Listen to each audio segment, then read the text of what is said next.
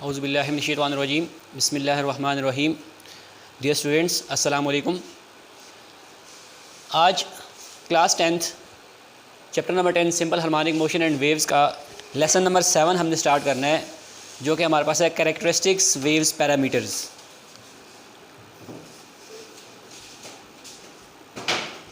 Characteristics waves parameters.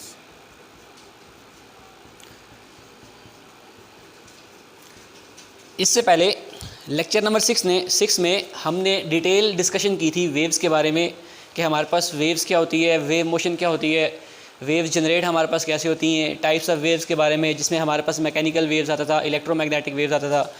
फिर further हम waves को डिस्क्राइब करते गए, वेव्स की फर्दर डेफिनेशन की तरफ गए। उसके बाद हमने वेव्स की फर्दर टाइप्स को डिस्कस किया, जिसमें हमारे पास ट्रांसफ़र वेव्स आता था, लॉन्गिट्यूडनल वेव्स आता था।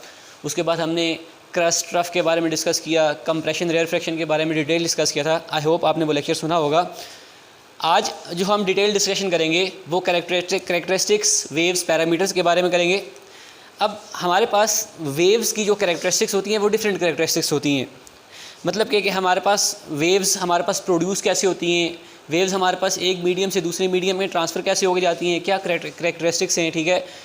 अब जो मोस्ट कॉमन कैरेक्टरिस्टिक्स हमारे पास वेव्स पैरामीटर्स की हैं, कैरेक्टरिस्टिक्स हैं, उसमें सबसे पहले हमारे पास आता है वेवलेंथ। जो फर्स्ट हमारे पास कैरेक्टरिस्टिक्स वेव्स पैरामीटर है, उसमें जो हमारे पास सबसे पहले आती है वो क्या आती है, वेवलेंथ।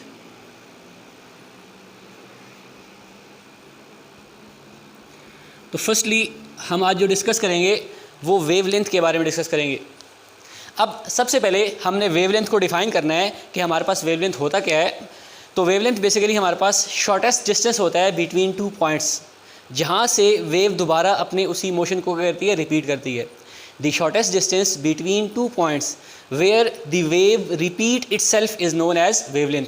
यानी दो पॉइंट्स के दरमियान हमारे पास जो शॉर्टेस्ट पॉसिबल डिस्टेंस होता है, जिसके बाद वेव अपने मोशन को क्या करती है, इटसेल्फ क्या करती है, रिपीट करती है, उसको हम क्या कहते हैं, वेवलेंथ कहते हैं। तो सबसे पहले हम यहाँ पे डिफाइन कर लेते हैं the shortest distance between two points, the shortest distance between two points where waves repeats itself is known as wavelength। यानी कि दो पॉइंट्स के दरमियान शॉर्टेस्ट पॉसिबल डिस्टेंस, जिसके बाद वेव अपने मोशन को क्या करे, इटसेल्फ रिपीट करे, उसको हम क्या कहते हैं, वेवलेंथ कहते हैं। अब इसको समझने के लिए यहाँ पे सबसे पहले मैं एक फिगर ड्रा करता हूँ। एक रोप ले लेते हैं हम, उसकी हम एग्जांपल ले लेते हैं।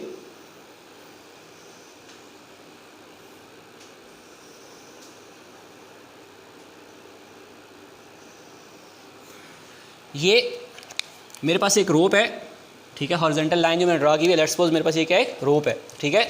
जैसे ही इस रोप के एक एंड को हमने क्या किया हुआ है, फिक्स्ड किया हुआ है, और दूसरे एंड के हमने अपने हाथ में पकड़ा है। जैसे ही हम इसको विगल करेंगे, up and down quickly move करेंगे, तो हमारे पास इस रोप में इस तरह की वेव्स जनरेट होंगी।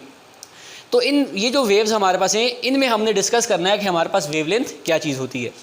अब डेफिनेशन में मैंने क्या कहा कि the shortest distance between two points, दो पॉइंट्स के दरमियान shortest distance where wave repeat itself, जहाँ पे वेव अपने मोशन को क्या करे, रिपीट करे, उसको हम क्या कहते हैं, वेवलेंथ कहते हैं। अब देखिए, इसको अगर हम समझते हैं तो लेट्स सपोज मैं ये पॉइंट लेता हूँ, मेरे पास ये एक पॉइंट है। अब यहाँ से मेरे पास एक साइकिल कब कंप्लीट होती है कि जब वेव अपनी मीन पोजीशन के राउंड दोनों मीन पोजीशन के दोनों साइड्स पे एक रोटेशन कंप्लीट करती है। तो देखें, लेट्स सपोज मेरे पास ये एक क्रस्ट बनी है और ये एक मेरे पास क्या बनी है, जनरेट हुई है, ट्रफ जनरेट हुई है, जो हम ट्रांसफर वेव्स में डिस्कस करके आए। अब यहाँ से लेके यहाँ तक मेरे पास एक वेव्स जाके क्या होती है, कंप्लीट होती है, एक वेव जाके क्या होती है, कंप्लीट। अब इसके बाद दोबारा वेव अपने इसी मोशन को क्या करती है, रिपीट करती है। तो इट्स मीन लेट्स सपोज ये मेरे पास पॉइंट P है और ये पॉइंट Q है। इस पॉइंट P से Q तक मेरे पास ये जो शॉर्टेस्ट पॉसिबल डिस्टेंस बनता है, इस डिस्टेंस को हम क्या कहते हैं, वेवलेंथ कहते हैं। जिसके बाद वेव्स दोबारा अपने उसी मोशन को क्या कर रही है, रिपीट कर रही है। आप कोई भी पॉइंट ले सकते हैं। लेट्स सपोज मैं एक ही पॉइंट लेता हूँ और इसी पॉइंट को दोबारा वेव कहाँ पे रिपीट करेगी, जाके इस पॉइंट पे करेगी, ठीक है।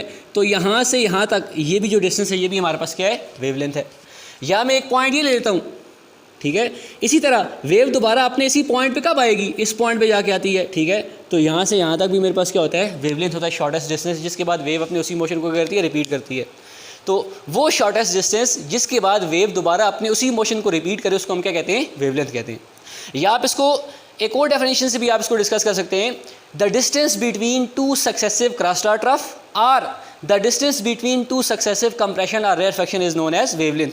या दो क्रस्ट या दो सक्सेसिव ट्रफ के दरमियान, अब देखें ये मेरे पास क्रस्ट, ये मेरे पास क्रस्ट, इसके दरमियान ये जो मेरे पास शॉर्टेस्ट पॉसिबल डिस्टेंस है, और इसी तरह ये मेरे पास ट्रफ, ये मेरे पास ट्रफ, मीन पोजीशन से बिलो ट्रफ, मीन पोजीशन से अबव क्रस्ट। तो जो शॉर्टेस्ट पॉसिबल डिस्टेंस हमारे पास दो सक्सेसिव क्रस्ट के दरमियान आता है, या जो हमारे पास शॉर्टेस्ट पॉसिबल डिस्टेंस दो कंसेक्यूटिव या दो सक्सेसिव ट्रफ के बाद आता है, उसको हम क्या कहते हैं, वेवलेंथ कहते हैं।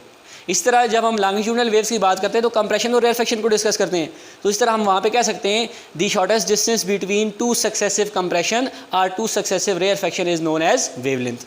तो हम दूसरी डेफिनेशन भी यहाँ पे लिख सकते हैं, the shortest distance between to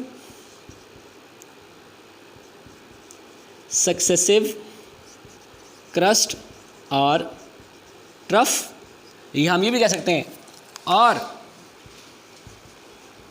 to successive compression और rarefaction is known as wavelength, is known as wavelength. या दो सक्सेसिव क्रस्ट या दो सक्सेसिव ट्रफ। इसी तरह जब हम लॉन्गिट्यूडनल वेव्स की बात करेंगे तो वहाँ पे हमारे पास कंप्रेशन और रेयरफेक्शन आता है, या दो सक्सेसिव कंप्रेशन या दो सक्सेसिव रेयरफेक्शन के दरमियान जो हमारे पास शॉर्टेस्ट पॉसिबल डिस्टेंस आता है उसको भी हम क्या कहते हैं, वेवलेंथ कहते हैं। तो हमारे पास वेवलेंथ की ये दो डेफिनेशन आती हैं, पॉसिबल डेफिनेशन जो हमारे पास बनती है। इसके बाद जो वेवलेंथ है इसको हम डिनोट किससे करते हैं,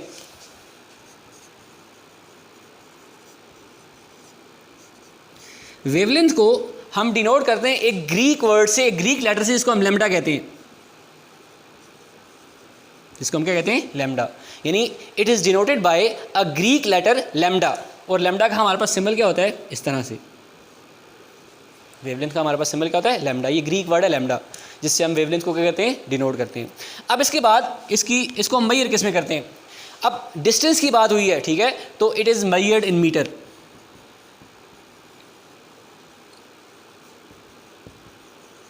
it is measured in metre, और मीटर को हम किस से रिप्रेजेंट करते हैं, स्मॉल m से रिप्रेजेंट करते हैं। अब वेवलेंथ के बाद जो नेक्स्ट चीज़ हमारे पास आती है, वेवलेंथ के बाद एम्पलीट्यूड आता है, सेकंड कैरेक्टरिस्टिक वेव पैरामीटर।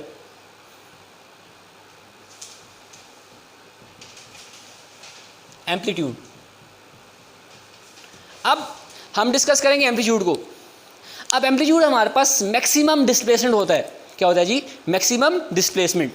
अब देखिए मैक्सिमम डिस्प्लेसमेंट क्या होता है, कौन सा मैक्सिमम डिस्प्लेसमेंट होता है, the maximum displacement on either side of its mean position. यानी इस वेव, ये मेरे पास एक वेव है, अब इसी में सारी चीज़ों को हम डिस्कस करेंगे। अब इस वेव की ये मीन पोजीशन है, अब मीन पोजीशन से अबव भी और मीन पोजीशन से बिलो भी जो वेव मेरे पास ये मैक्सिमम डिस्प्लेसमेंट कवर करती हैं वेव्स के particle, the maximum displacement covered by the particle of a medium on either side of its mean position या on either side of its equilibrium position is known as amplitude। यानी जो wave के particle, sorry medium के particle, जो हमारे पास ये medium के particle अपनी मीन पोजीशन के अराउंड, मीन पोजीशन से अबव भी और मीन पोजीशन से बिलो भी जो वो मैक्सिमम डिस्प्लेसमेंट कवर करते हैं on either side of its mean position और equilibrium position is known as amplitude. उसको हम क्या कहते हैं, एम्पलीट्यूड कहते हैं। तो सबसे पहले हम यहाँ पे इसको डिफाइन कर लेते हैं, the maximum displacement, the maximum displacement of the particles of medium on either side of its mean position और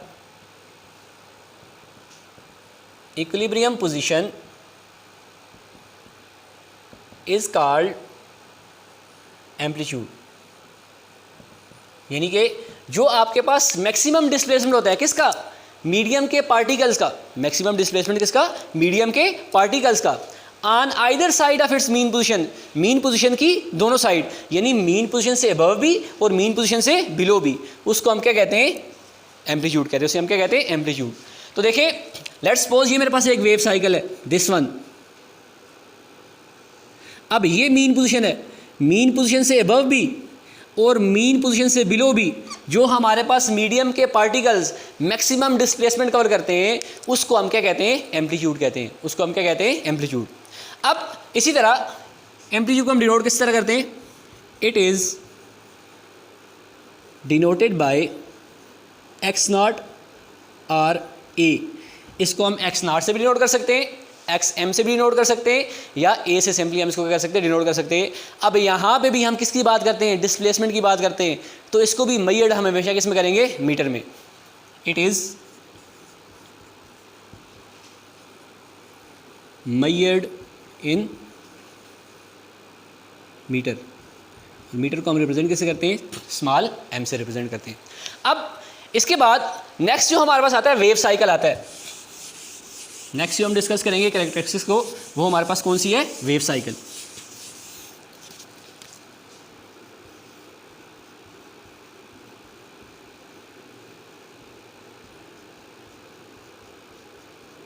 अब वेव साइकिल को हम डिस्कस करने जा रहे हैं।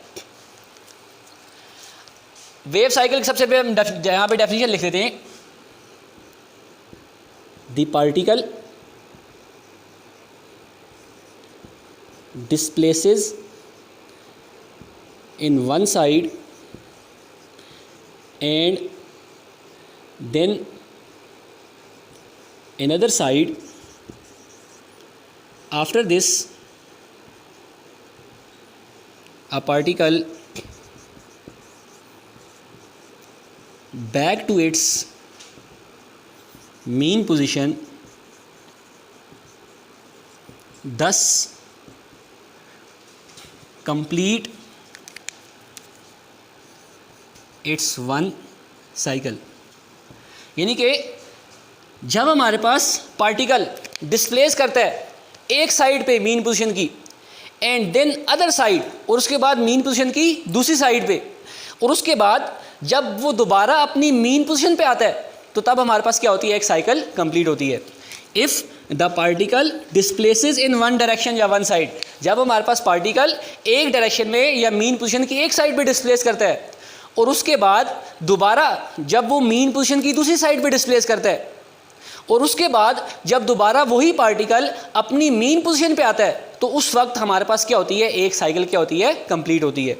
सिंपली बात, जब हमारे पास एक पार्टिकल, मीडियम का पार्टिकल अपनी मीन पोजीशन से एक साइड पे डिस्प्लेस करेगा, और एक साइड पे डिस्प्लेस करने के बाद दोबारा जब वो मीन पोजीशन की दूसरी साइड पे डिस्प्लेस करेगा, और फिर जब दोबारा वो अपनी मीन पोजीशन पे वापस आएगा दोनों साइड पे डिस्प्लेस करने के बाद, तो उस वक्त हमारे पास एक साइकिल क्या होगी, कंप्लीट होगी। उस वक्त हमारे पास क्या होगी, एक साइकिल कंप्लीट होगी। तो यहाँ पे हम उस साइकिल के बारे में भी डिस्कस कर लेते हैं।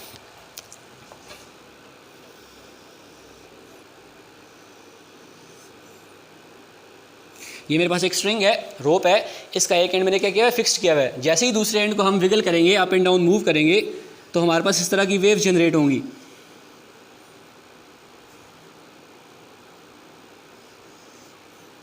इस तरह की हमारे पास वेव जनरेट होंगी। लेट्स सपोज कि मेरे पास ये एक पार्टिकल है, इस पॉइंट पे पी से मैंने रिप्रेजेंट कर दी है। अब जैसे ही मैं ज़रा इसको ऊपर बना लेते हैं ताकि आपको क्लियरली समझ आ जाए। ये मेरे पास एक पार्टिकल है, ठीक है। अभी लेट्स सपोज यहाँ पे था मेरे पास पार्टिकल, ठीक है। अब जैसे ही आप इस रोप को विगल करेंगे अप एंड डाउन, आप इस रोप को क्या करेंगे, विगल करेंगे अप एंड डाउन, तो सबसे पहले ये जो पार्टिकल होगा ये डिस्प्लेस करेगा मीन पोजीशन से अबव, ये डिस्प्लेस किधर करेगा, मीन पोजीशन से अबव। उसके बाद दोबारा यही जो पार्टिकल है ये दोबारा अपनी मीन पोजीशन से किधर डिस्प्लेस करेगा, बिलो डिस्प्लेस करेगा। तो जैसे ही ये पार्टिकल अपनी मीन पोजीशन से अबव और मीन पोजीशन से बिलो डिस्प्लेस करेगा, तो उसके बाद दोबारा जब वो अपनी इसी मीन पोजीशन पे आएगा, दोबारा जब वो अपनी इसी मीन पोजीशन पे आएगा तो उस वक्त हमारे पास एक साइकिल क्या होगी, कंप्लीट होगी। तो जब एक साइकिल हमारे पास कंप्लीट होगी तो हमारे पास एक फुल वेव कंप्लीट हो जाएगी, यानी कि यहाँ से लेके इस तरह, ये इस तरह से हमारे पास एक वेव क्या होगी, कंप्लीट होगी। जैसे ये पार्टिकल अपनी मीन पोजीशन से अबव भी डिस्प्लेस करके जाएगा और मीन पोजीशन से बिलो भी डिस्प्लेस करके आएगा, उसके बाद दोबारा जब यही पार्टिकल अपनी मीन पोजीशन पे आएगा तो उस वक्त हमारे पास एक वेव साइकिल कंप्लीट होगी। एक वेव साइकिल के कंप्लीट होने के बाद मतलब ये है कि उस वक्त हमारे पास एक वेव फुल क्या होगी, कंप्लीट होगी। इसी तरह जिस तरह ये पार्टिकल अपनी मीन पोजीशन से डिस्प्लेस करके दोनों साइड से आके दोबारा अपनी मीन पोजीशन की तरफ आएगा तो हमारे पास इसी तरह अप एंड डाउन मूवमेंट के बाद दोबारा जब वो अपनी मीन पोजीशन पे आएगा तो दोबारा हमारे पास दूसरी साइकिल कंप्लीट होगी। इस तरह उस वक्त तक जब तक हम रोप को हम विगल करते रहेंगे अप एंड डाउन, उसके विगल करने से हमारे पास जितनी ट्रांसफर वेव जनरेट होंगी उनकी वजह से हमारे पास जो वेव साइकिल बनती जाएंगी उन सारों को हम क्या कहते हैं, वेव साइकिल। इसके बाद जो हमारे पास नेक्स्ट है वो है टाइम पीरियड।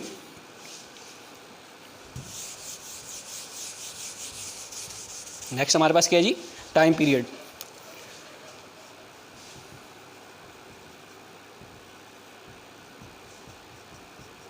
अब जो टाइम पीरियड है, सबसे पहली बात इसको हम रिप्रेजेंट करते हैं कैपिटल टी से। इसको हम किससे रिप्रेजेंट करते हैं, कैपिटल टी से, और इसको मैयर हम करते हैं सेकंड में। इसको मैयर हम किस में करते हैं, सेकंड में। अब टाइम पीरियड से क्या मुराद, वो टाइम जिसके अंदर हमारे पास वेव अपनी एक साइकिल कंप्लीट करती है, जिस टाइम पीरियड के अंदर, उसको हम कहते हैं time period. The time required by a wave to complete its cycle is known as time period. यानी वो टाइम पीरियड जिसके अंदर वेव अपनी एक साइकिल को कंप्लीट करती है, दो साइकिल्स को कंप्लीट करती है, तीन साइकिल्स को कंप्लीट करती है, वो हमारे पास उस वेव का क्या होता है, टाइम पीरियड होता है। तो सिंपली हम इसको किस तरह लिख सकते हैं, the time required by a waves to complete its one cycle, कुछ भी हो सकता है, टू साइकिल भी हो सकता है, थ्री भी हो सकता है, to complete its one cycle is known as time period of that wave. वो उस वेव का हमारे पास क्या होता है, टाइम पीरियड होता है। इसके बाद लास्ट है हमारे पास फ्रीक्वेंसी। लास्ट हमारे पास क्या है, फ्रीक्वेंसी।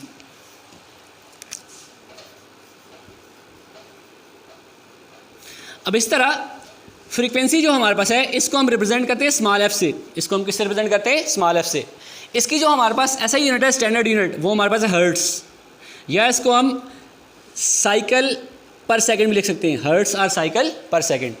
अब हम डिफाइन करते हैं कि हमारे पास फ्रीक्वेंसी क्या होती है। हमारे पास फ्रीक्वेंसी क्या होती है, the number of wave cycles, जो हमारे पास नंबर ऑफ वेव साइकिल किसी यूनिट टाइम में हमारे पास कंप्लीट हो रही होती हैं। ठीक है, लेट्स सपोज ये मेरे पास एक वेव है, यहाँ से लेके ये एक वेव है, एक सिंगल वेव की बात करते हैं या दूसरी वेव की बात करते हैं।